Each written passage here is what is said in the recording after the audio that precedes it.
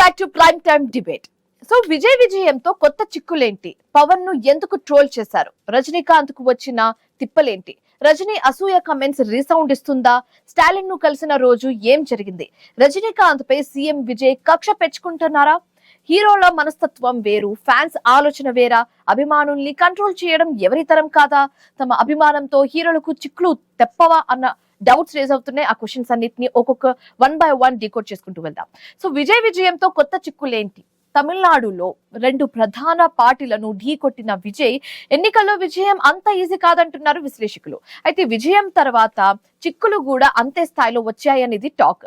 సినీ పరిశ్రమ నుంచి వచ్చిన విజయ్ పై సటాయిస్ కూడా వస్తున్నాయి. పరిశ్రమలో స్టార్స్ గా ఉన్న రజనీకాంత్, కమల్ హాసన్ లకు సాధ్యం కానిది విజయ్ వల్ల అయిందన్న పాజిటివ్ థింకింగ్స్ ఉండగా, అదే స్థాయిలో నెగటివ్ థింకింగ్స్ కూడా వినిపించాయి. పవన్ ను ఎందుకు ట్రోల్ చేస్తున్నారనేది మెయిన్ ఇంపార్టెంట్ థింగ్.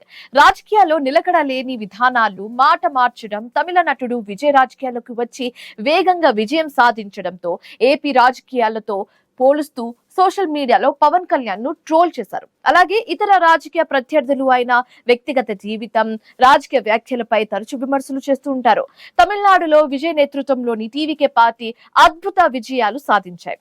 అయితే రాజకీయాలకు వచ్చి తొలి దశలో పరాజయాలు ఎదుర్కొన్న పవన్ కళ్యాణ్ ప్రయాణాన్ని విజయ్ తో పోలుస్తూ కొందరు ట్రోల్స్ చేయడం స్టార్ట్ చేశారు.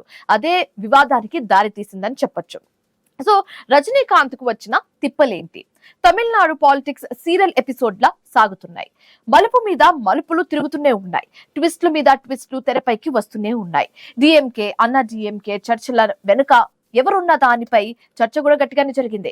ఇప్పుడు ఎన్నికల్లో ఓటమి తర్వాత స్టాలిన్ తో రజనీకాంత్ భేటీ తర్వాత రాజకీయం తారాస్థాయికి చేరుకుందని చెప్పొచ్చు. సో డిఎంకే, అన్నా డిఎంకేల మధ్య పొత్తుకు రజనీకాంత్ స్టాలిన్ భేటీయే మెయిన్ రీజనా అన్న ప్రశ్న రేజ్ అవుతుంది. సో రజనీ అసూయ కామెంట్స్ రీసౌండ్ ఇస్తుందా?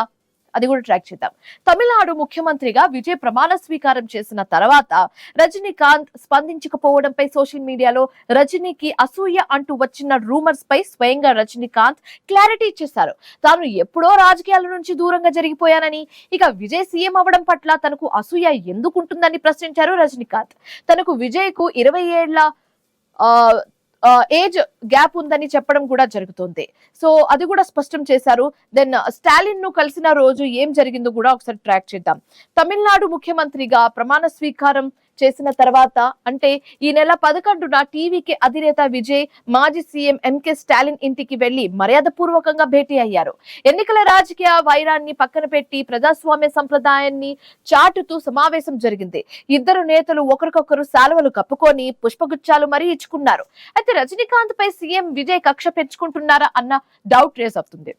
సో బేసికలీ తమిళనాడులో ముఖ్యమంత్రిగా విజయ్ బాధ్యతలు చేపట్టడంపై సూపర్ స్టార్ రజనీకాంత్ కక్ష పెంచుకున్నారనే వార్తలో ఎలాంటి నిజం లేదన్న టాక్ వినిపిస్తుంది. ఇద్దరి మధ్య ఎలాంటి పగలు, అసూయాలు లేవని రజనీకాంత్ స్వయంగా స్పష్టం చేసేశారు.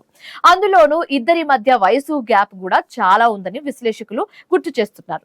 అయితే హీరోల మనస్తత్వం వేరు, ఫ్యాన్స్ ఆలోచన వేరా?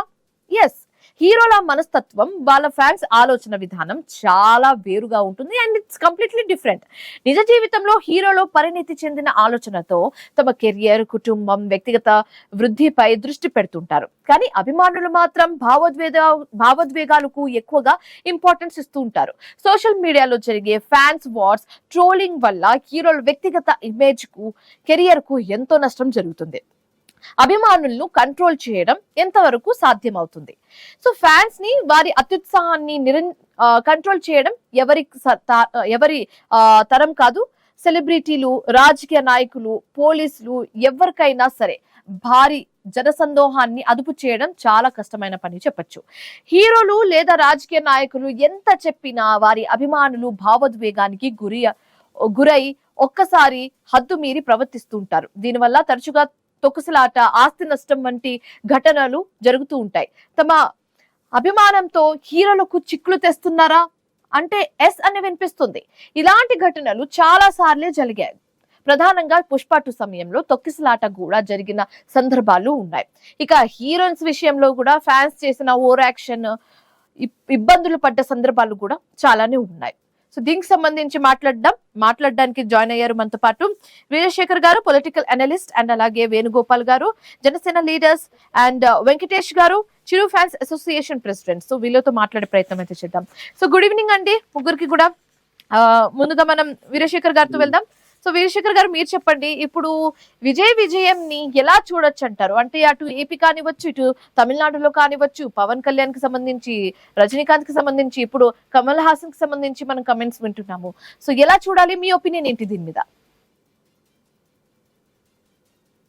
విజయ్ మీద ఎక్స్పెక్టేషన్స్ తక్కువ. మనం గతంలో పోల్చుకుంటే, గతంలో ఆంధ్రప్రదేశ్ తమిళనాడు రాజకీయాలను రెండింటిని బేరీజ్ వేసి చూసుకుంటే, ఆంధ్రప్రదేశ్ లో చిరంజీవి గారు అలాగే పవన్ కళ్యాణ్ గారు పోటీ చేసి కొంత రాజకీయ ప్రాతినిధ్యం వహించిన పరిస్థితి. కొన్ని సీట్లు అంటే విజయం దక్కకపోయినా రాజకీయంగా కొంత నిలదొక్కున్న పరిస్థితి కనిపించింది. పవన్ కళ్యాణ్ గారు మొట్టమొదట పోటీ చేసినప్పుడే ఆయన పరిస్థితి అసలు ఎక్కడ ఒక సీటు కూడా గెలవకుండా ఏదో ఒక సీట్ గెలిచిన పరిస్థితి. అట్లాగే తమిళనాడులో సూపర్ స్టార్, వీళ్ళందరికన్నా సూపర్ స్టార్ ఆంధ్ర తమిళనాడులో చూసుకుంటే రజనీకాంత్ సూపర్ స్టార్. కానీ ఆయన పార్టీ పెట్టకుండానే చేసిన పరిస్థితి. దాన్ని పార్టీ ఆలోచనలతో పెడదాం అనుకునే టైంలోనే భారీ విభేదాలు వచ్చి పరిస్థితి తారుమారయ్యే పరిస్థితిలో ఉంటే ఆయన వెనక తగ్గిన పరిస్థితి. అలాగే కమల్ హాసన్ గారు కూడా పార్టీ పెట్టి దాన్ని ఏమీ చేయలేని పరిస్థితి. వీళ్ళందరికీ స్టార్ విజయ్ కన్నా కూడా స్టార్ హీరో ఇమేజ్ ఉందని చెప్పి మనం అనుకోవచ్చు. కానీ ఇక్కడ పరిస్థితి ఏంటంటే, ఎక్స్పెక్టేషన్స్ ఎవరి మీద ఎక్కువ ఉంటాయో అక్కడ ఆ రాజకీయ పార్టీలు, ఆ ప్రాంతం యొక్క, ఇప్పుడు ఆంధ్రప్రదేశ్ లో రాజకీయ పార్టీలు, ఉమ్మడి ఆంధ్రప్రదేశ్ లో రాజకీయ పార్టీలు పెట్టినప్పుడు, చిరంజీవి గారు రాజకీయ పార్టీ పెట్టినప్పుడు ఇటు కాంగ్రెస్ నుంచి అటు టీడీపీ నుంచి రెండు వర్గాల నుంచి పూర్తిగా ఈయన మీద పూర్తి ఎక్స్పెక్టేషన్ ఉంది. ఈయన మొట్టమొదటి భారీ బహిరంగ సభే లక్షల్లో జనం వచ్చిన పరిస్థితి ఆయన చూడటానికి. ఈయన మీద భారీ ఎక్స్పెక్టేషన్ తో ఉన్నారు.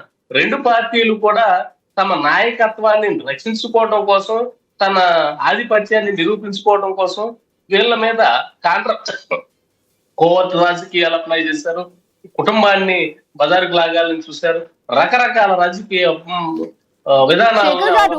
ఇప్పుడు విజయ్ ని పవన్ కళ్యాణ్, రజనీకాంత్, కమల్ హాసన్ తో పోల్చడం ఎంతవరకు కరెక్ట్ అని మీరు అనుకుంటున్నారు? చెప్తున్నా అక్కడికే వస్తున్నా. ఇలాంటి పరిస్థితులు జరిగాయి. అలాంటి ఎక్స్పెక్టేషన్స్ అదే పవన్ కళ్యాణ్ మీద కూడా ఎక్స్పెక్టేషన్ ఉండబట్టి జరిగింది. అలాగే పరిస్థితి రజనీకాంత్ మీద ఇదే పరిస్థితి వస్తుంది అని చెప్పి రజనీకాంత్ ముందుగానే ఎక్స్పెక్ట్ చేసి, రజనీకాంత్ ముందుగానే అప్పుడు జయలలిత గారు బతికి ఉన్నప్పుడు వీళ్ళు పూర్తిగా ఆయన్ని ఒక కాంట్రవర్సీలో ఇరిగించేసి బయటకు వస్తే పరిస్థితి దారుణంగా ఉంటుంది, రాజకీయాలు మనకు వద్దు అనుకునేలా చేసిన పరిస్థితి. కానీ విజయ్ మీద అంత ఎక్స్పెక్టేషన్స్ లేదు. వీళ్ళందరూ రాజకీయంగా ఎవరు నిలదొక్కోలేని పరిస్థితిలో ఉన్నారు. ఏ సినిమా నట్టు వచ్చినా అనే పరిస్థితిలో ఇక్కడ డిఎంకే గానీ, ఏఐడిఎంకే గానీ విజయ్ కి ప్లస్ పాయింట్ అయింది. చాలా 100% వాస్తవంగా 100% ఆయన అది చాలా 100% ప్లస్ పాయింట్ అయింది. ఎవరు పట్టించుకోకపోవటం అంటే పూర్తి స్థాయిలో ఈయన మీద కాన్సన్ట్రేట్ చేయలేదు, కోవర్ట్ రాజకీయాలు అప్లై చేయలేదు. కొంతవరకు ఈయన మీద ఒక నిఘా వేసి ఉంచారే కానీ పూర్తి స్థాయిలో వీళ్ళందరి మీద పెట్టినంత కాన్సన్ట్రేషన్ ఈయన మీద పెట్టకపోవడం వల్ల ఈయన తనదైన శైలిలో ప్రజల్లోకి ఆల్రెడీ ఆంధ్ర తమిళనాడే కాదు, దక్షిణ భారతదేశంలో రాజకీయ ఒక గ్యాప్ ఉంది. ప్రజల్లో అసంతృప్తి అనేది, నాయకత్వ లోపం అనేది స్పష్టంగా కనిపిస్తుంది. తరాల తరబడి ప్రజాస్వామ్య రాజ్యాంగంలో మాట్లాడదాం. సో వేణుగోపాల్ గారు మీరు చెప్పండి, మళ్ళీ will get back to you అండి, చాలా మంది ఉన్నారు కాబట్టి. సో వేణుగోపాల్ గారు మీరు చెప్పండి, ఇప్పుడు పవన్ కళ్యాణ్ గారు కూడా బయటకు వచ్చి చెప్పడం జరిగింది, నన్ను ఎందుకు పోలుస్తున్నారు, కంపేర్ చేస్తున్నారు, నేను పార్టీ పెట్టినప్పుడు, నేను 2 స్థానాల నుంచి పోటీ చేసినప్పుడు నన్ను ఎవరు గెలిపించలేరు, మీరు గెలిపించినప్పుడు అడిగే అర్హత కూడా లేదన్నట్టుగా పవన్ కళ్యాణ్ బయటకు వచ్చి మాట్లాడడం జరిగింది. సో ఈ కంపారిజన్ అనేది ఎంతవరకు కరెక్ట్ అని మీరు అనుకుంటున్నారు? మీ ఒపీనియన్ ఏంటి? ఇప్పుడు ఏంటంటే, ఇప్పుడు తమిళనాడులో ఉన్నటువంటి రాజకీయ పరిస్థితులు కానీ, ఇట్లు ఉమ్మడి రాష్ట్రంలో ఉన్నటువంటి ఇప్పుడు తెలంగాణ కానీ, ఆంధ్రాలో ఉన్నటువంటి రాజకీయ పరిస్థితులు కానీ చాలా స్పష్టంగా వ్యతిరేకమైనటువంటి పరిస్థితులు మన ఆంధ్రాకు ఉంటాయి. తమిళనాడులో ఏంటంటే ఎప్పుడు కూడా ఏ యొక్క గవర్నమెంట్ ని పరిపాలించినటువంటి వాళ్ళ 5 సంవత్సరాల తర్వాత ఇంకో కొత్త గవర్నమెంట్ ని ఎన్నుకోవటం అనేది అక్కడ ప్రజలు ఎప్పటి నుంచో మనం చూస్తున్నాం. జయలలిత గారు తర్వాత ఈ రకంగా ఒకళ్ళ తర్వాత ఒకళ్ళని మనం గెలిపించుకున్నటువంటి పరిస్థితులు తమిళనాడు రాజకీయాలు. ఇక్కడికి వచ్చేటడికి ఇప్పుడు మన ఆంధ్రప్రదేశ్ లోకి వచ్చేటడికి మరి ఇదే సినీ రంగంలో ఉన్నటువంటి ఎన్టీ రామారావు గారు 1983 సంవత్సరంలో మరి ఆయన మరి స్టార్డమ్ అవనివ్వండి, ఆయన ప్రజల్లో అప్పుడు ఉన్నటువంటి రాజకీయ పరిస్థితులు అవనివ్వండి, అప్పుడు ఆంధ్రాలో ఉన్నటువంటి ఈ రాజకీయ పార్టీల మధ్య ఉన్నటువంటి వ్యాక్యూమ్ అంటే ఒక గ్యాప్ ని పూర్తి చేయడానికి ఆనాడు ప్రజలు ఒక ప్రత్యామ్నాయ మార్గంగా మరి సినీ పరిశ్రమ నుంచి వచ్చినటువంటి ఎన్టీ రామారావు గారిని అత్యధికమైనటువంటి మెజార్టీతో గెలిపించడం, ఆనాడు తెలుగుదేశం ప్రభుత్వాన్ని అధికారంలోకి తీసుకురావడం తెలుగు ప్రజలు ఆ రోజు చేస్తున్నటువంటి పరిస్థితులు. తదనుగుణంగా ఇప్పుడు విజయ్ గారికి వచ్చేటడికి తమిళనాడులో ఉన్నటువంటి రాజకీయ పరిస్థితుల్లో అక్కడ ఉన్నటువంటి ఆ రెండు ప్రధానమైనటువంటి పార్టీల మధ్య ఉన్నటువంటి వ్యత్యాసాన్ని ప్రజలు గమనించి ఒక కొత్త అంటే ఒక నూతన ఉత్సాహాన్ని మరి తెచ్చుకోవాలనేటువంటి ప్రజల ఆకాంక్షతో కింద నుంచి కూడా బాటం నుంచి కూడా ప్రజల్లో ఆలోచన విధానంలో మారింది కాబట్టి ఆయన కూడా సినీ పరిశ్రమ నుంచి వచ్చినప్పటికీ కూడా ప్రజలకు ఏదో న్యాయం చేస్తారో, ఆయన ఒక స్టార్డమ్ కలిగినటువంటి నాయకుడు అనేటువంటి ఉద్దేశంతో ప్రజలను మార్పు కోరుకున్నారు తప్ప ఇక్కడ వ్యక్తిగతంగా పోలికలు అనేది ఎక్కడ కూడా లేదమ్మా. పవన్ కళ్యాణ్ గారు కూడా ఆల్రెడీ 2019లో ఆయన ప్రజారాజ్యం నుంచి కూడా మరి చిరంజీవి గారి టైం నుంచి కూడా ప్రజారాజ్యం పార్టీలో మరి అన్నగారికి సపోర్ట్ గా ఉంటూ ఈ రాజకీయాలను మార్చాలనేటువంటి ఒక దృఢమైనటువంటి ఆలోచనతో ఈ మెగా కుటుంబం రాజకీయాల్లో రావడం జరిగిందమ్మా. వాళ్ళు సినీ పరిశ్రమలో ఉన్నా కూడా అప్పుడు ఈ చిరంజీవి గారు మరి ఆయన పార్టీ పెట్టినప్పుడు ఇక్కడ ఉన్నటువంటి ఆంధ్ర రాజకీయ పరిస్థితులు వేరుగా ఉన్నాయి. అలాంటి పరిస్థితుల్లో మరి ఆయన కనీసం 18 స్థానాలని మరి ఆ రోజున మరి చిరంజీవి గారు గెలుచుకోవటం, తర్వాత ప్రజల్లోకి ఆయన వెళ్తాం, ఏదో మార్పు తీసుకురావడానికి ప్రయత్నం చేయటం అనే ఆలోచనతో విధానంతో రాయటం జరిగింది. తర్వాత ప్రజల్లో దాన్ని అంటే దగ్గరకు చేర్చుకోలేకపోయారు కాబట్టి చిరంజీవి గారు కూడా కొంత దూరమై ఈ మన పని మనం చేసుకుందాం అనేటువంటి ఉద్దేశంతో మళ్ళా సినీ పరిశ్రమలోకి వెళ్ళి ఆయన చేసేటువంటి సేవా కార్యక్రమాలని ఆయన వ్యక్తిగతంగా ఆయన చేసేటువంటి విధానం ఇప్పటి వరకు కూడా మనం చూస్తున్నాం. ఇక పవన్ కళ్యాణ్ గారి విషయానికి వచ్చినట్టయితే ఆయన చాలా స్పష్టంగా చెబుతున్నాడు, ఏదైతే ప్రజలకు పడుతున్నటువంటి ఇబ్బందులు ఏవైతే ఉన్నాయో, మరి ప్రజలకు కావాల్సినటువంటి అవసరాలు అయితే ఏమని ఉన్నాయో, ఇటు గిరిజన ప్రాంతాల్లో కానీ అట్టడుగు వర్గాల్లో ఉన్నటువంటి ప్రజల యొక్క ఆలోచన విధానం ఏంటి అనేది ఆయన మొదటి నుంచి కూడా దాదాపు 2014 నుంచి కూడా ప్రజల యొక్క సమస్యలను చాలా స్పష్టంగా తెలుసుకోవటం, ఒక రాజకీయ అనిశ్చితమైనటువంటి పరిస్థితుల్లో ఆంధ్ర రాష్ట్రాన్ని కాపాడాలనేటువంటి ఉద్దేశంతో మరి 2019లో ఎలక్షన్కి వెళ్ళటం, ఆ ఎలక్షన్ టైంలో మరి జగన్మోహన్ రెడ్డి గారి యొక్క మాటల్ని నమ్మి ప్రజలు మరి జగన్మోహన్ రెడ్డి గారికి పట్టం కడతాం.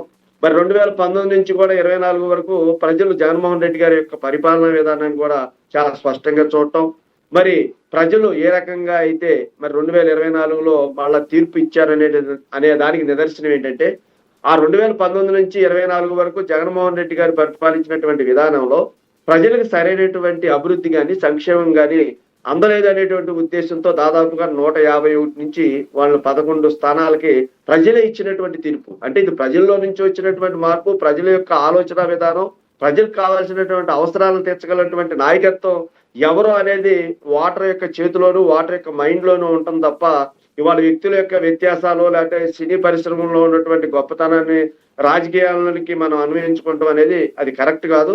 కానీ పవన్ కళ్యాణ్ గారు ఏంటంటే ఒక గట్టి శక్తిని 40% ఓట్ బ్యాంక్ ఉన్నటువంటి ఒక రాజకీయ శక్తిని ఎదుర్కోవడానికి జగన్మోహన్ రెడ్డి గారు లాంటి ఒక బలమైనటువంటి వ్యక్తిని ఎదుర్కోవడానికి ఆయన ఎంతో కష్టపడి అటు భారతీయ జనతా పార్టీతో కానీ ఇటు తెలుగుదేశం పార్టీతో కానీ ఒక కూటమి ఐక్యతగా తీసుకొచ్చి ప్రజలకి అభివృద్ధి సంక్షేమం అందించాలనేటువంటి ఒక తపన 2014 నుంచి ఆయన పడినటువంటి కష్టం ఆయన ఎప్పుడు కూడా